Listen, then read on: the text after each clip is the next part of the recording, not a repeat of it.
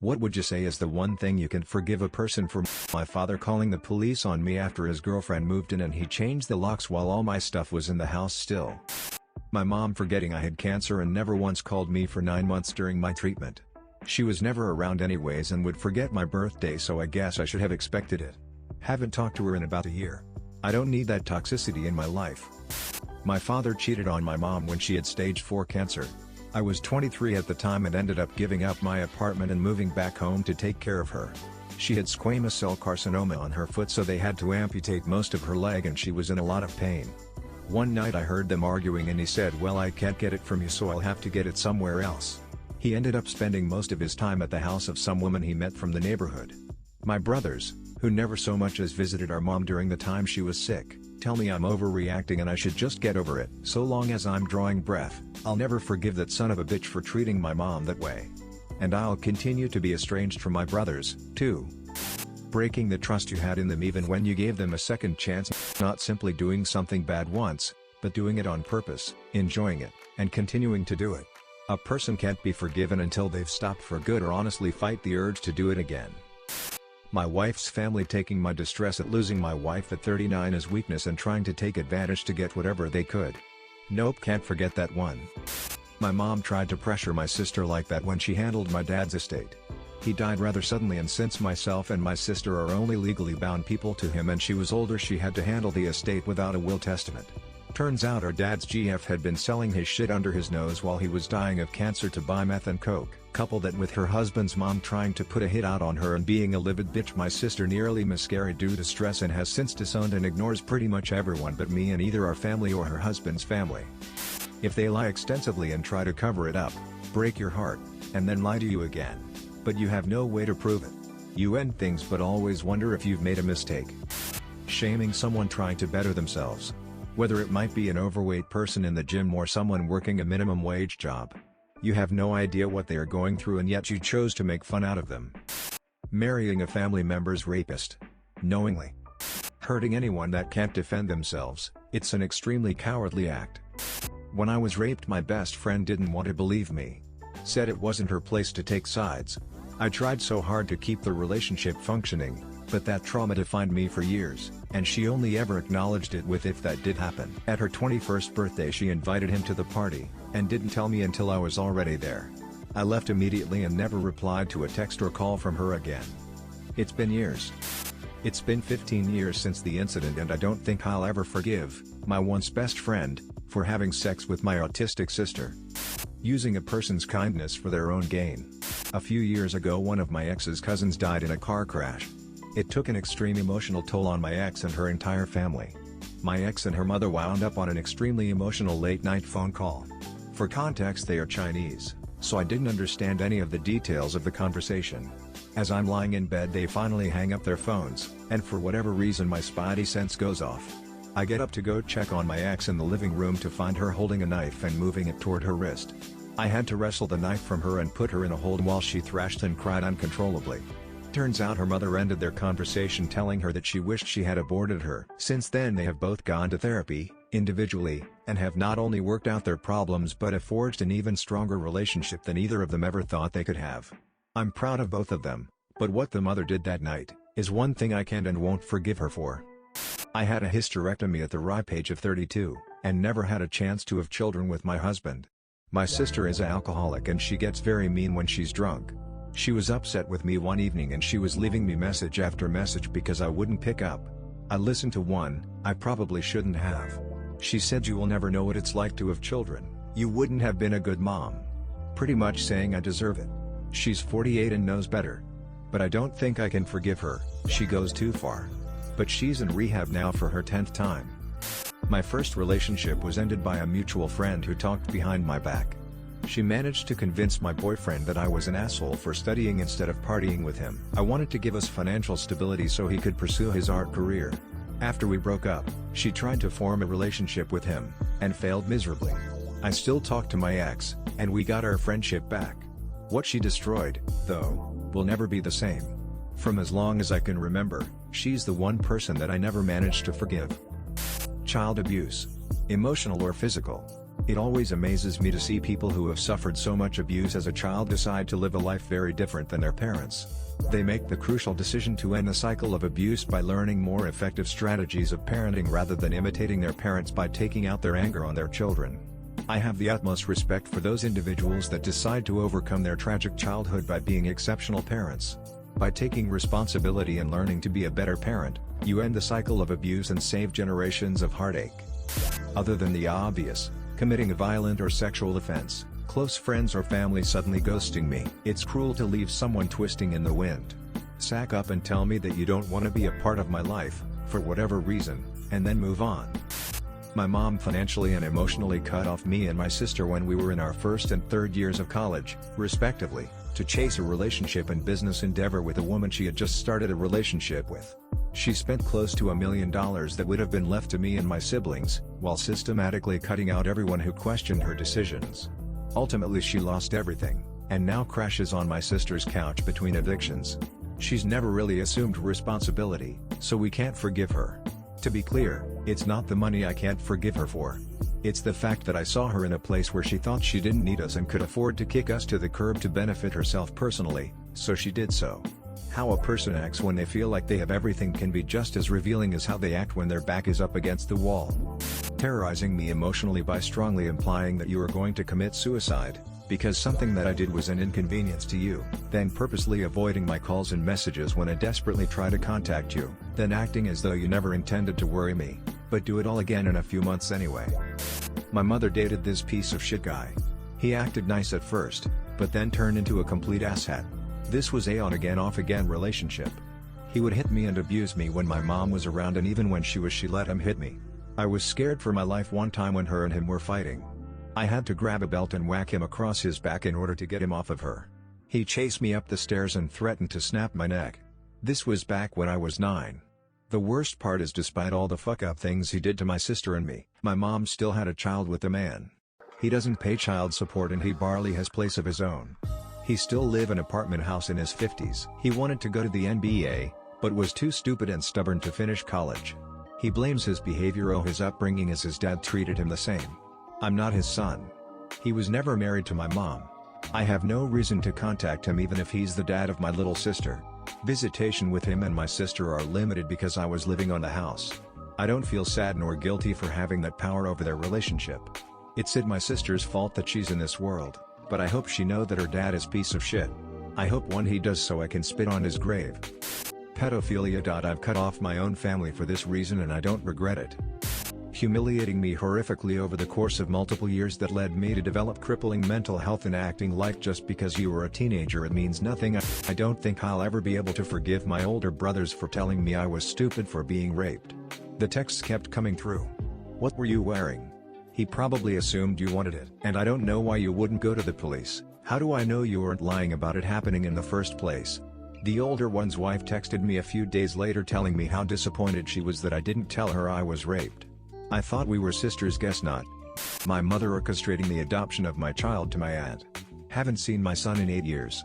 Before anyone asks, she ran a campaign of lies against me to all the family and threatened to have me bodily harmed should I defy her.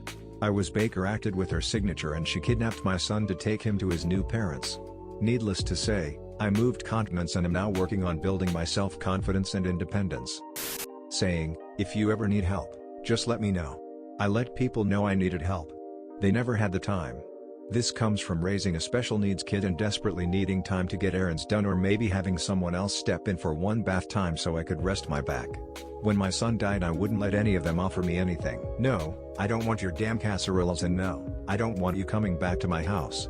Stay the hell away because it's what you did best while he was still alive and living at home. Mine is more specific. I've never hated someone more in my life and I haven't forgiven them. I want them dead. My no longer best friend, 21F, was sleeping with her professor, 40M, married, who emotionally manipulated her into the relationship. He stalked her, said nice things to her, messaged her online, bought her clothes to have sex in, told her he was aroused by her and when she was in class, and it made his day. All this gross power play shit. One day my former friend and I booked tickets to Japan to go together, but apparently the professor booked tickets too so he could spend some more time with her away from prying eyes. The school administration had a word with them, but allowed it despite the obvious abuse of authority. I found out my friend told her parents that she was going with only me, when it was really the three of us so she could spend time with the people she cared about. I bailed. I cried. I was suddenly just a tool to make their relationship work. I can't imagine how forgiving my parents were when I said I was forfeiting a flight that cost so much of their money because it was a gift to me. The professor messaged me I made life difficult for him. What was gonna be their excuse for the flight now, he said. I haven't spoken to her since. Previous friend of mine spent over $70,000 on IFV treatments with his wife to have a baby. They had to do 2 rounds and she got pregnant on the second. She was working a retail job with no maternity leave and he told her she could stay home to reduce stress, so she quit her job. While she stayed home she started selling craft items for her own spending money etc. He left her 4 or 5 months into the pregnancy for one of our good mutual friends. He cited that she had been crazy their whole marriage and she knows how much I hate her and I didn't want to get married but her dad paid so much for the wedding his wife had to find a job that would still give her time off when she gave birth, but she finally did at a call center. She started dating another guy while she was pregnant and he was there when she gave birth, but her husband wasn't. I honestly don't know who was even listed on the birth certificate. I guess her ex-husband because he still had some form of custody. I can't remember when the divorce was finalized but he got married to the new girl when the kid was about 6 months old. He only had supervised visitation, because apparently his ex was making up stories about how he treated their kid and how they would leave him for hours while they went shopping or played video games etc. We live in a state that is not friendly to fathers in custody arrangements but I think down the road he did get partial custody. The worst part is that we had a group of about 10 mutual friends and more than half sided with the husband, and backed the she was a crazy wife story. I stopped hanging out with everyone after that. Taking advantage of my kindness and lying to my face for months while keeping stupid pointless secrets. Making plans and inviting me, but expecting me to pay for everything. Spending the entirety of our friendship smiling in my face while talking shit behind my back. 3 different scenarios, 3 different shitty assholes. There are more, but these are the ones that hurt the worst, and therefore will never be forgiven. My dad passed and my long-lost half-brother and half-sister contacted me after years of nothing. The will was on its way to a lawyer for execution and my brother and sister wanted to sell my dad's house for $30,000 and split it $10,000 apiece. I was still in shock and didn't want to decide anything until the will was read and done exactly as my dad wanted. Lawyer informs me I am the executioner and primary beneficiary of my father's will. My brother and sister were to have $500 apiece and nothing more. The will even said not to give either of them anything more in all capital letters. The lawyer said my dad gave my brother and sister $500 apiece so they couldn't claim they got nothing and say that I had brainwashed my dad. I also learned that there was far more than a $30,000 balance left on the house and selling it for that little of an amount would have really screwed me. I told my brother and sister my plan to try and fix up the house and clean it, and if they would like to help me then I would be willing to share a significant portion of any profit. They did not want to do that.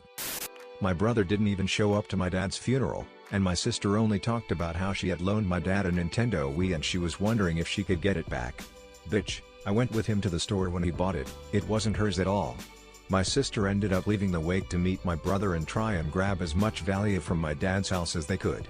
Luckily a neighbor called the police on them so they didn't get too much. Brother and sister took to social media to try and turn any shared family against me for stealing all my dad's things and screwing over family. My nephews, whom I actually kept in contact with, now will hate me for this and don't care about my side of the story. Sometimes, fuck that whole family over everything horseshit. I have decided I am fine without ever seeing my drug addict sister or my woman-beating stalker of a brother ever again. Human trash. Generally, murder. I will disown anyone, no exceptions, who commits this.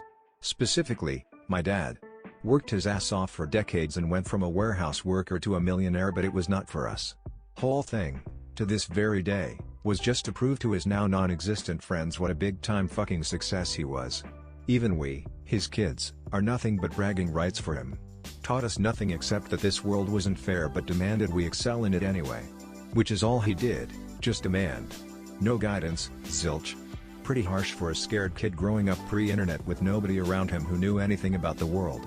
Only time he was interested in my welfare was to look at the school report card twice a year, which he barely fucking understood anyway.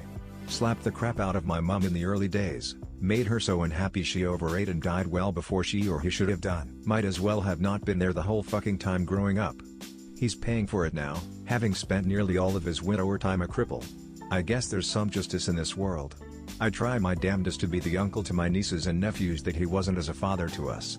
To his face I've forgiven him, but in my heart I'll be laughing when he dies. For cheating on my mom just because she's disabled. I don't even want to engage in their fight over money, but has not treating her as an equal and acting like she ruined his life with all the payments he has to make for it since I'm 18. He and his GF work full-time while my mom is working part-time, sometimes a little longer. We used to fight so much, now I just avoid him, but I still feel angry about this. My family completely shutting me out after my dad died because I refused to pay anything towards his funeral after I paid for my mother's funeral entirely by myself and will still be paying it off for the next 5+ years. I'll never forget the day I told them I wouldn't be paying anything. If you were to just witness the fallout, you would have believed I told them I like to murder baby kittens for shits and giggles every second weekend of the month. My partner's mother didn't respect our boundaries after I gave birth to my son prematurely when I said I wanted privacy. She booked a one-way ticket here and stayed for 3 weeks without telling us when she was leaving because she wanted to see shows and get Botox and be the first person to see our son when that is not what we wanted. Told me why I was so upset and that I should be celebrating. I was in pain from recovering and still in shock and trauma from the birth and being home while my son was in the hospital struggling to breathe. Told me I had no family values and insulted both of my parents for not being there. Both of my parents were respectful of my needs and my dad was out of town and stuck at work, because I wanted time alone to process everything with my partner. Meanwhile, she never told me when she would leave so I can have my family over. Made my cat go missing because she would slam the doors and stomp up and down the stairs and scream and cry. My cat was either afraid and ran out or she let her out while I was at the hospital. Has harassed me ever since I gave birth and threatened to take my son away and told me that I kidnapped her son. Lol. My partner and I had to move shortly after my son came home from the hospital so she wouldn't continue to destroy our family. This is only a short list of things she's done. She is the most bitter and childish 56-year-old woman on the entire planet. I am working on trying to lower my stress levels because now I have alopecia. I am actually losing hair from all of the stress. I am stressed because I am worried that she will continue to try to overstep in the future and that will destroy our family and my son will have to deal with separated parents. I worked for 18 years to build a better life for my family. Worked 50+ hours a week while going to school full-time. Yes, it's possible. Supported my wife's wish to be a stay-at-home mom and carried the extra financial burden that came with that. While I achieved some success over the years and even though my wife pursued her dream and went to cosmetology school, with my support, she became bitter and angry that she didn't have a better career and that I made more money. Rather than offering support and encouragement, she would belittle and mock me in front of our kids. She didn't see herself as having any value, so she had to bring me down. Through 18 years of marriage I was loyal, hardworking and would have continued to be. Last year she cheated on me and asked for a divorce. She took half of all I had built as the law requires, and demanded alimony because even though she went back to school and had a part-time job, she never tried to find a job that actually paid anything because she liked the girls she worked with. Her job was a way for her to socialize, not build a career. That being said, the person I can't forgive? Is me. I can't forgive myself for not following my own dreams. For not making me a priority. For not having more self-respect, and for not expecting a partnership through marriage. My ex-wife is who she is. Terrible people are just terrible people. It's our own responsibility to recognize and avoid them.